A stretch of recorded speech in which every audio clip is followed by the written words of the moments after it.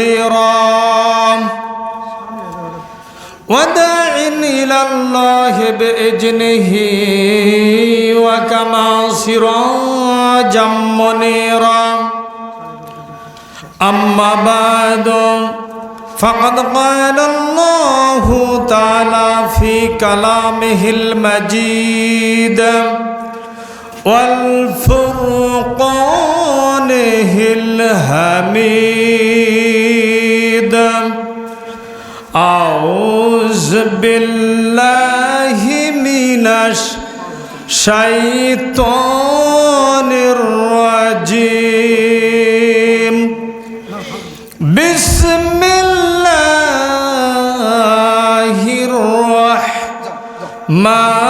الرحمن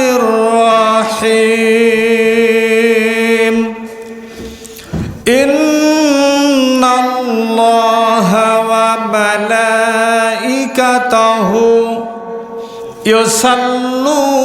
يصلون على النبي يا أيها الذين آمنوا صلوا عليه وسلموا تسليما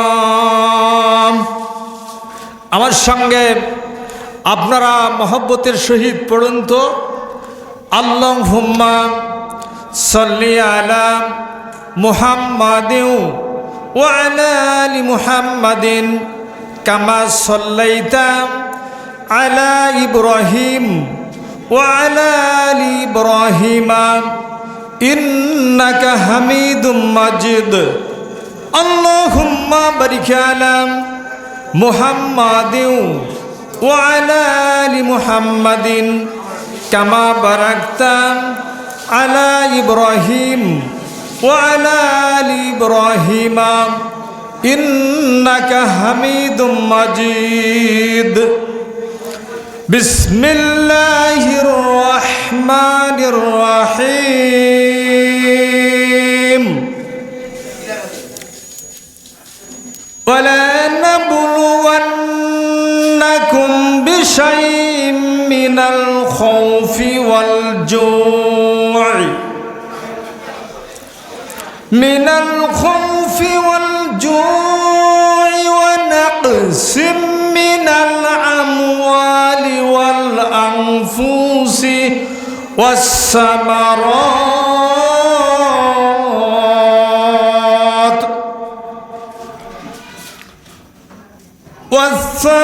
والثمرات وبشر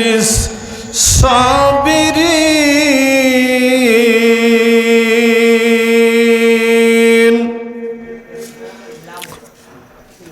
الذين إذا أصابتهم مصيبة قالوا إنا لله وإنا إليه راجعون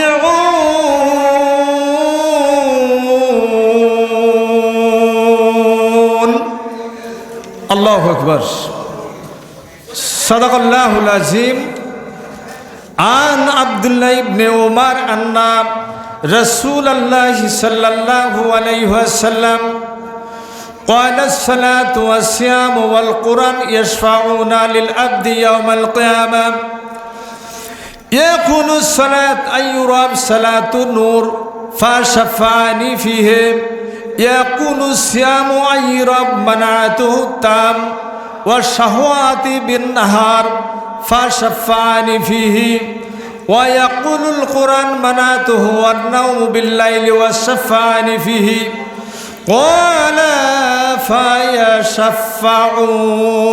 فيشفعون عن أبي جار قال أمرني خليلي صلى الله عليه وسلم أمرني بحبي بسبع أمرني بحبي مساكين والدنيا منهم وأمرني أن أنجر إلى من هو دوني ওয়ালা আনজুরা মান হুয়া ফাওকা ওয়া আমারানি আন আসিলার রহিম ওয়া ইন আদবারাত ওয়া আমারানি আনিল আসলা আসলা হাদা শাইয়ান ওয়া আমারানি আন আকুলা বিল হাক্কি ওয়া ইন কানা মুরুন ওয়া আমারানি আল্লাহ আখাফা ফিল্লাহি লাউমাতুল ইমাম ওয়া আমারানি আন আকসিরা মিনাল কাওলি লা হাওলা ওয়ালা কুওয়াতা ইল্লা বিল্লাহ ফা ইন্নাহুন্না মিন কানজিন তাহতিল আরশ।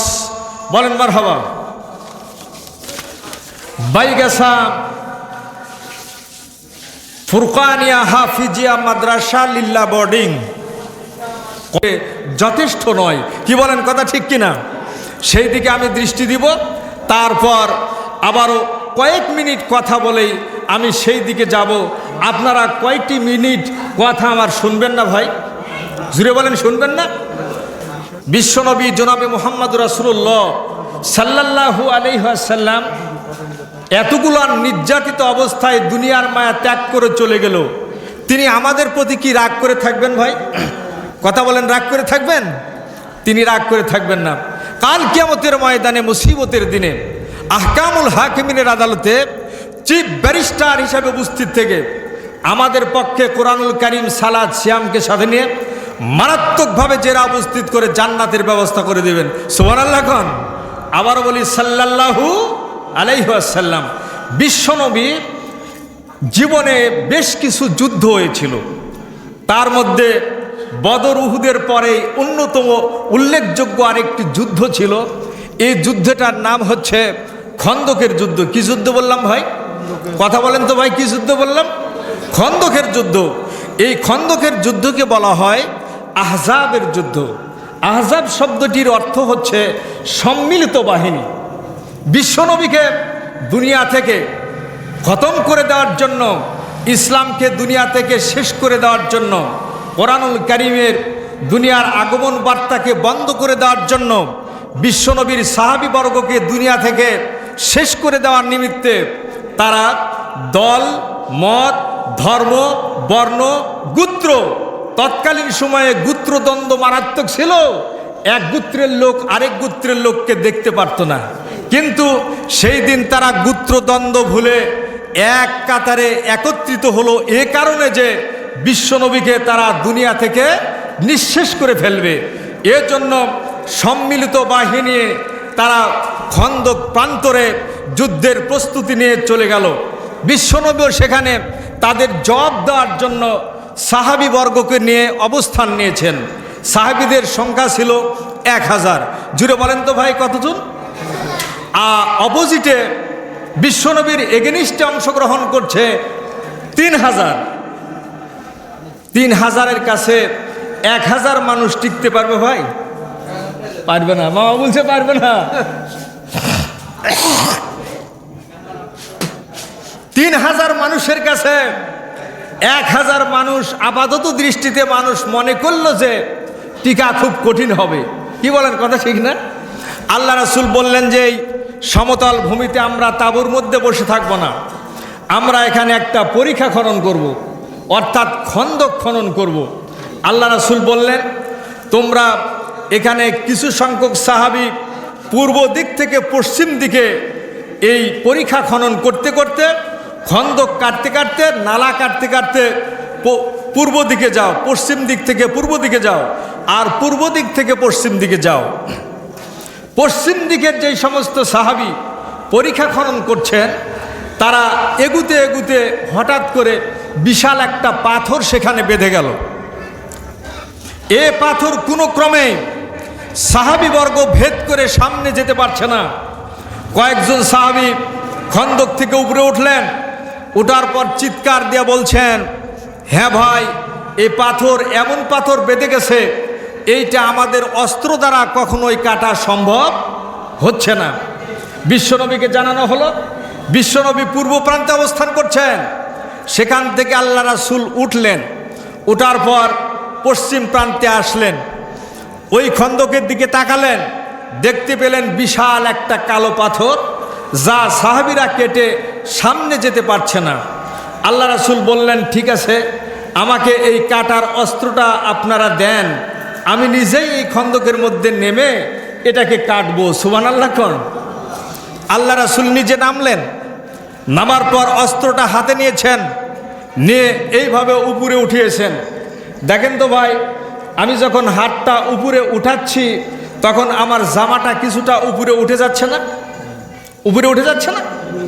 হযরত জাবির রাদিয়াল্লাহু আনহু বর্ণনা করেন, আমি এই অবস্থায় আল্লাহ রাসূলের পেটের দিকে তাকিয়েছিলাম। সুবহানাল্লাহ। হযরত জাবির বলেন, আমি বিশ্ব নবীর পেটের দিকে তাকিয়ে দেখলাম আল্লাহ রাসূল জনাবে মুহাম্মদ রাসূলুল্লাহ সাল্লাল্লাহু আলাইহি ওয়াসাল্লাম তিনি পাথর কাটার জন্য অস্ত্রটা যখন উপরে উঠিয়েছেন, আমি পেটের দিকে তাকিয়ে দেখলাম আল্লাহ রাসূলের পেটটা পিঠের সঙ্গে লেগে গেছে, আর পেটের নিচে বড় একটা রুমাল দিয়ে বড় একটি পাথর পেটের সঙ্গে বেঁধে রেখেছে। জোরে কান সুবহানাল্লাহ। আল্লাহ রাসূল এই অস্ত্র দিয়ে যখন পাথরের উপর একটিবার কোপ মেরেছে, সঙ্গে সঙ্গে ওই পাথরটা ভেঙ্গে প্রায় বালুকণায় পরিণত হয়ে গেল। জোরে কান সুবহানাল্লাহ। আল্লাহ রাসূল যখন সেখানে মাটি কাটছিলেন, জাবির রাদিয়াল্লাহু আনহু সেখানে বললেন, ইয়া রাসূলুল্লাহ, ইয়া হাবিবাল্লাহ, আমাকে একটু ছুটি দেওয়া যাবে কি? সুবহানাল্লাহ কোন। নেতারানো করত বলছেন, ইয়া রাসূলুল্লাহ, ইয়া হাবিবাল্লাহ, আমাকে একটু ছুটি দেওয়া যাবে কি? আল্লাহ রাসূল বললেন, ও জাবের, ঠিক আছে, তোমার বাড়ি তো অত্যন্ত নিকটে, তোমাকে ছুটি দেওয়া হলো, কিন্তু বাড়ির কাজ খুব তাড়াতাড়ি সেরে আবার ফিরে এখানে চলে এসো।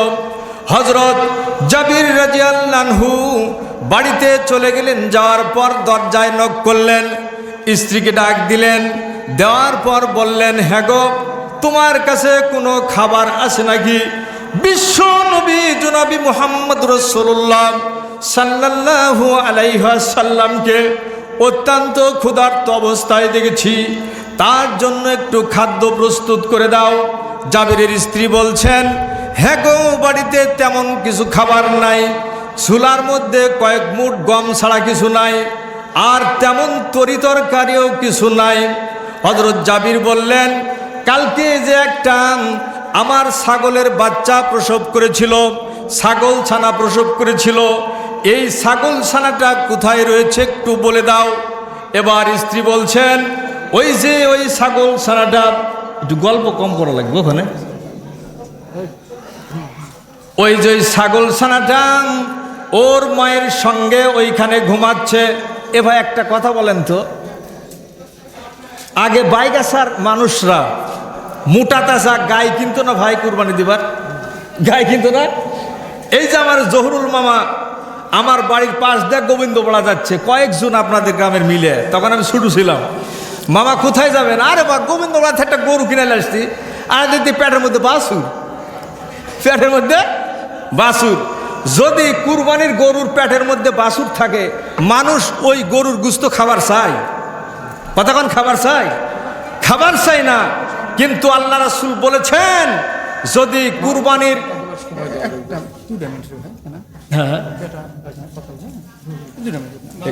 আচ্ছা আচ্ছা আমার ভাই বলুক, হ্যাঁ খেয়াল রাখবেন, খেয়াল রাখবেন, হ্যাঁ হ্যাঁ আমরা হ্যাঁ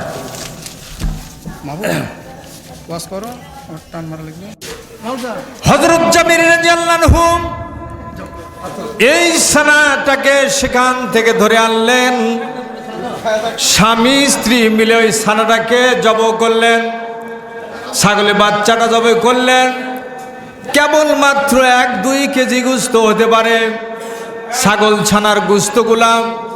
এই গোশত ভুনা করার জন্য তার স্ত্রীকে বললেন, আটাগুলোকে খুমিরা করতে বললেন, আটা থেকে 2-4টা রুটি হতে পারে। হযরত জাবির রাদিয়াল্লাহু আনহু এই আটা থেকে তার স্ত্রীকে রুটি করতে বললেন। হযরত জাবির রাদিয়াল্লাহু আনহু আবার যুদ্ধের ময়দানে চলে গেলেন। যাওয়ার পর আল্লাহ রাসূল দেখলেন ওইখানে পরীক্ষা খনন করছেন আল্লাহ রাসূলকে দেখে হযরত জাবির রাদিয়াল্লাহু আনহু যে কানে কানে বলছেন, ইয়া রাসূলুল্লাহ, ইয়া হাবিবাল্লাহ, আমার বাড়িতে আপনার দাওয়াত। সুবহানাল্লাহ কোন। যখনই হযরত জাবির রাদিয়াল্লাহু আনহু এই কথাটা বলেছেন, সঙ্গে সঙ্গে আল্লাহ রাসূল ওই গর্ত থেকে উপরে উঠে জোরে সুরে আওয়াজ করে বলছেন, ও আমার সাহাবী, তোমরা কে কোথায় আছো? আমার জাবির তার বাড়িতে দাওয়াত দিয়েছে, আমরা সকলে মিলে সেখানে দাওয়াত খেতে যাব। জোরে কোন সুবহানাল্লাহ। হযরত জাবির বলেন, এই অবস্থায় আমার চেহারাটা কালো হয়ে গেল। মাত্র 4-5টা রুটি আছে, 1 কেজি গোশত হতে পারে, 2-3 জনের খাবার হতে পারে। এই অবস্থায় বাড়িতে দেখেছি, আর আল্লাহ রাসূল 1000 সাহাবীকে দাওয়াত দিল। এই মেহমানদারিটা আমি কিভাবে করব? আল্লাহ রাসূল হযরত জাবির রাদিয়াল্লাহু আনহুর চেহারার দিকে তাকিয়ে দেখলেন, জাবিরের চেহারাটা কালো হয়ে গেছে। আল্লাহ রাসূল হযরত জাবির রাদিয়াল্লাহু আনহুকে ডাক দিয়ে বললেন, ও জাবির, তুমি শীঘ্রই করে বাড়িতে চলে যাও। যাওয়ার পর যেখানে তুমি পাক করে রেখেছো ওই রুটিগুলো একটা রুমাল দিয়ে ঢেকে রাখো, আর যে হাঁড়িতে গোশতগুলা ভুনা করেছো ওর উপরে একটা ঢাকনা দিয়ে ঢেকে রাখো। আমি 1000 সাহাবী নিয়া তোমার বাড়িতে দাওয়াত খাওয়ার জন্য রওনা দিলাম। জোরে কোন সুবহানাল্লাহ।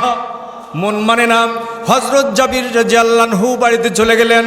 যাওয়ার পর রুটি যেখানে তার স্ত্রী পাক করে রেখেছে, রুটিগুলা রেখেছে, ওই রুটির উপরে একটা চাদর দিয়ে ঢাকলেন, আর যেখানে গোশতগুলা ভুনা করা আছে ওইখানে ঢাকনা দিয়ে ঢেকে দিলেন। আল্লাহ রাসূল বাড়িতে চলে গেলেন 1000 সাহাবী নিয়ে। যার পর বললেন, এই তোমরা কে আসো? তোমরা কে আসো? এর মধ্য থেকে কিছু সংখ্যক সাহাবী রুটি বন্টন করা লাগবে, আর কিছু সংখ্যক সাহাবী গোশত দেওয়া লাগবে, আর কিছু সংখ্যক সাহাবী এই যে প্লেট এখানে আছে এই প্লেটগুলা দেওয়া লাগবে। সাহাবী মনে করলেন এইখানে 2-1টা প্লেট আছে, আর যা হয়তো বা রুটি অত্যন্ত কম। আচ্ছা বলেন তো ভাই, এখানে যদি আমার এই বড় ভাই বেটার বিয়াতে 500 মানুষের দাওয়াত দেয়, তাহলে এই দাওয়াতের মানুষের মেহমানদারিত্ব করানোর জন্যে কয়জন মানুষের দরকার হয়? কতক্ষণ মেলা লোক লাগবে না? মামা বলছে অনেক লোক লাগবে, কিছু পোটাল লাগবে, কিছু দেওয়া লাগবে, কেউ ভাত দেওয়া লাগবে, কেউ নুন দেওয়া লাগবে, কেউ পানি দেওয়া লাগবে। আল্লাহ রাসূল বললেন, ও আমার সাহাবীরা, তোমরা বসে যাও, কিছু মানুষকে নিয়োগ দেওয়া হলো, রুটি দেওয়া লাগবে। সাহাবী তাকে দেখলেন রুটি মাত্র কয়েকটা আছে, আর কিছু মানুষকে নিয়োগ দেওয়া হলো, তারা তরকারি ভুনা গোশত বন্টন করে দিবে। সেখানে তাকিয়ে দেখলেন অল্প একটু গোশত আছে, কিন্তু আল্লাহ রাসূল নিজেই রুটির পাত্রটা হাতে নিলেন। নেওয়ার পর চাদর দিয়ে ঢাকা আছে, আবার তার মাথার রুমালটা দিয়ে আবার সেখানে ঢাকলেন, আর থুতু মুবারক দিয়ে সেখানে ভিজিয়ে দিলেন। দেওয়ার পর আল্লাহ রাব্বুল আলামিনের কাছে বরকতের জন্য দোয়া করলেন। জোরে কোন সুবহানাল্লাহ। এরপর যেখানে ভুনা গোশত করা আছে এই হাঁড়িটা ঢাকনা দ্বারা ঢেকে দিলেন। হাঁড়ি ঢাকনা দিয়ে ঢেকে আল্লাহ রাসূল ঢাকনার চতুর্পাশে থুতু মুবারক দিয়ে একটু প্রলেপ দিয়ে আল্লাহ রাব্বুল আলামিনের কাছে বরকতের জন্য দোয়া করলেন। দোয়া করার পর আল্লাহ রাসূল 1000 সাহাবীদের মধ্যে এগুলো বন্টন করলেন। হযরত জাবির রাদিয়াল্লাহু আনহু বলেন, 1000 সাহাবী সেইগুলো ভক্ষণ করলো। শেষ পর্যন্ত আল্লাহ রাসূল আমাকে বললেন, ও জাবির, এইবার আমি আর তুমি বাকি আছি তাই না? বলে, হ্যাঁ ইয়া রাসূলুল্লাহ। আল্লাহ রাসূল এবং হযরত জাবির রাদিয়াল্লাহু আনহু আত্মতৃপ্তি সহকারে খেলেন। খাওয়ার পর হযরত জাবির বলেন, ওই আল্লাহর কসম করে বলছি, আমি হাড়ির দিকে তাকিয়ে দেখলাম, রুটির পাত্রর দিকে তাকিয়ে দেখলাম, যতখানি রুটি আমার স্ত্রী সেখানে রেখেছিল ওই রুটি থেকে একটি রুটিও কমে নাই। জোরে কোন সুবহানাল্লাহ। গোশতের দিকে তাকিয়ে দেখলাম ওই গোশতের মধ্য থেকে বন্টন করা হয়েছে, কিন্তু তাকিয়ে দেখলাম ওইখানে এক টুকরাও গোশত কমে নাই। জোরে কোন সুবহানাল্লাহ। আরো জোরে বলেন সাল্লাল্লাহু, আরো বলেন সাল্লাল্লাহু। আমি আমার বক্তব্যর বিষয়কেন্দ্রিকভাবে আলোচনা করার চেষ্টা করে থাকি। আজকে হলো বক্তব্যের বিষয় বিপদে ধৈর্য। ভাই, বিপদে ধৈর্য, কি বললাম ভাই? বিপদে ধৈর্য। আমার বক্তব্য দেওয়ার আজকে সময় হবে না, বুঝতে পারছি। ভাইরা বলছে যে আদায় করা লাগবে, একেবারে আদায় হয় না। তবে আমি এই আয়াতটা পাঠ করেছি, আয়াতটার শানে নজুল না বলেও আপাতত একটু অর্থ বলি তো ভাই, দেখি তো, একটু খেয়াল করে শুনবেন, কান খুব খারাপ। আল্লাহ রাব্বুল আলামিন বলছেন ওয়ালা নাবলু আন্নাকুম, ভালো করে বুঝবেন, সূরা বাকারার 155 এবং 56 নম্বর আয়াত পাঠ করেছি।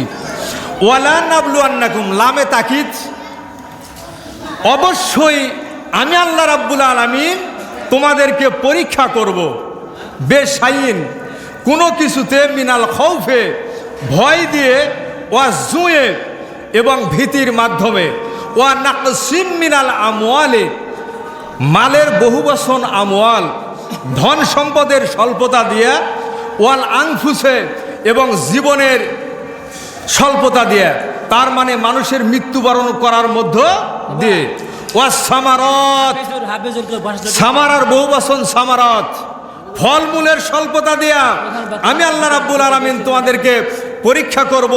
ওয়াবাশশিরিস সাবিরিন, এ অবস্থায় ধৈর্যশীলের জন্য আমি আল্লাহ বলছি সুসংবাদ দিয়ে দাও। সুবহানাল্লাহ খান। আল্লাহ জিনা, জমিরে মাউসুল, জুমা মুজাক্কার, গায়েবের সেগা। আল্লাহ জিনা, আর যারা ইজা, যখন আসবাত হুম মুসিবা, যখন মুসিবত এসে যায়, বালা এসে যায়, অলু, জুমা মুজাক্কার, গায়েবের সেগা, বাবে নাসারা থেকে এসেছে, ইসবাত ফেল মাজি মারুফের সেগা। কলু, তখন তারা বলে ইন্না, নিশ্চয়, লিল্লাহি, এটা আল্লাহর জন্য, ওয়া ইন্না ইলাইহি রাজিউন, আর আল্লাহর দিকেই আমাদেরকে ফিরে যেতে হবে। সুবহানাল্লাহ খান, আরো জোরে বলেন সুবহানাল্লাহ। সম্মানিত সুধী মণ্ডলী, এই আয়াতটার একটা শানে নজুল আছে, বলবো ভাই, বলবো আয়াতটার শানে নজুল। রেকর্ড হচ্ছে কিন্তু আপনাকে দেখছে সারা বিশ্বের মানুষ দেখছে, পরে বলবো। এটা এটা বন্ধ করতো।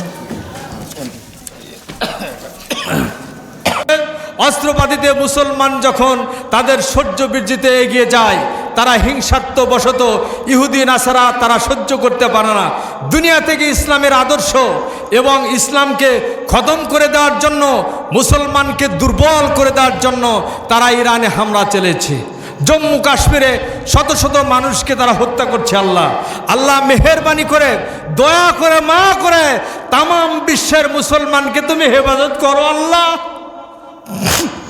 আল্লাহ, বদর প্রান্তরে মুসলমানদের তুমি যেভাবে সাহায্য করে মুসলমানদেরকে বিজয় দান করেছো, আল্লাহ মেহেরবানি করে তুমি আজকে তামাম বিশ্বের মুসলমানরা যেখানে নির্যাতিত, তাদেরকেও তুমি বিজয় দান করে দাও মাবুদ। আল্লাহ মেহেরবানি করে তোমার কাছে আমাদের সবিনয় নিবেদন। আল্লাহ, আবারও বলছি, আল্লাহ মেহেরবানি করে, দয়া করে, মায়া করে আমাদের ভুলভ্রান্তিগুলোকে ক্ষমা করে দিয়ে, আল্লাহ তুমি ইহুদি নাসারার দ্বারা আমাদের বেইজ্জত করো না। আল্লাহ, এই যুদ্ধকে তুমি বন্ধ করে দাও।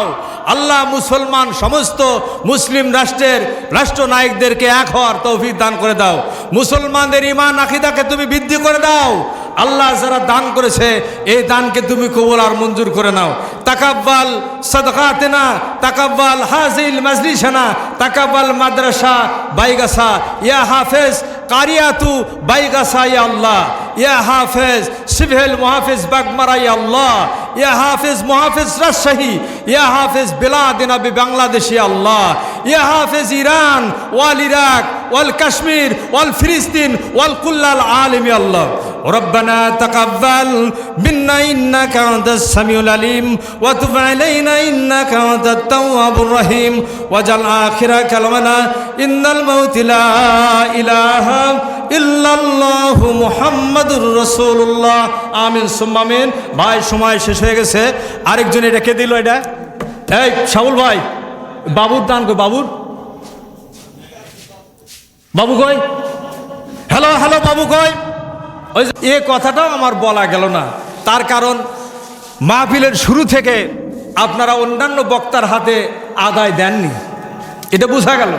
হয়তো বা মহব্বত করে, মায়া করে আমাদের ভাগ্না আমাদের নাতি ওর হাতেই দিবনি এই মনে করে বসে আছেন হয়তোবা, নাকি? এটা করা ঠিক নয়। আমার হাতে দিবেন, অন্যান্য বক্তা আছে তাদের হাতেও দিবেন।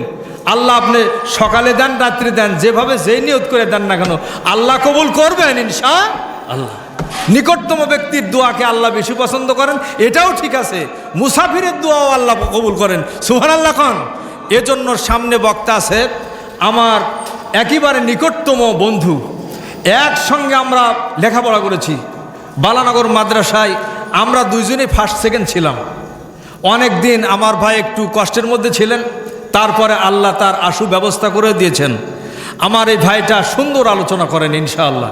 আপনারা তার আলোচনার শেষ সময় পর্যন্ত না শুনে যাবেন না।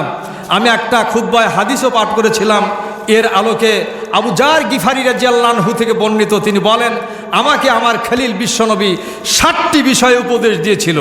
এই উপদেশের কথা আমি বলতে চেয়েছিলাম, সময় হলো না। আমার মাহফিল সামনে 31শে মার্চ পর্যন্ত প্রত্যেক দিন আল্লাহ কবুল করছে। একটু আলহামদুলিল্লাহ বলেন তো ভাই। আগামীকালকে কানাইশর আছে, তারপর বাড়িগ্রাম মাদ্রাসা আছে, তারপর সাইদার আছে। এর সাথে আমি আলোচনা করলাম। এবার এই মিডিয়াটা পাই নাই, ভোট নিয়ে খুব ব্যস্ত ছিল, আজকে প্রথম এখানে আসলো। ঈদগার মাঠে যেখানে খুতবা আল্লাহর রাস্তে এখন থেকে নিয়োগপ্রাপ্ত হয়ে দিয়েছিলাম, এই যে মিডিয়ায় গিয়েছিল 10-12 হাজার মানুষ সেখানে হয়। সেখানে অনেক মানুষ মুসলিম মিল্লাতের জন্য পানি ফেলেছেন, সুবহানাল্লাহ খান। আমরাও পানি ফেললাম এখানে। আল্লাহ সকল মুসলমানকে কবুল করে নিক, সকলে বলেন আমিন। আমি আপনাদের কাছ থেকে দোয়া চেয়ে দোয়া দিয়ে আমার এই বক্তব্য এখানে শেষ করলাম। প্রায় 12টা বেজে গেছে, 10:30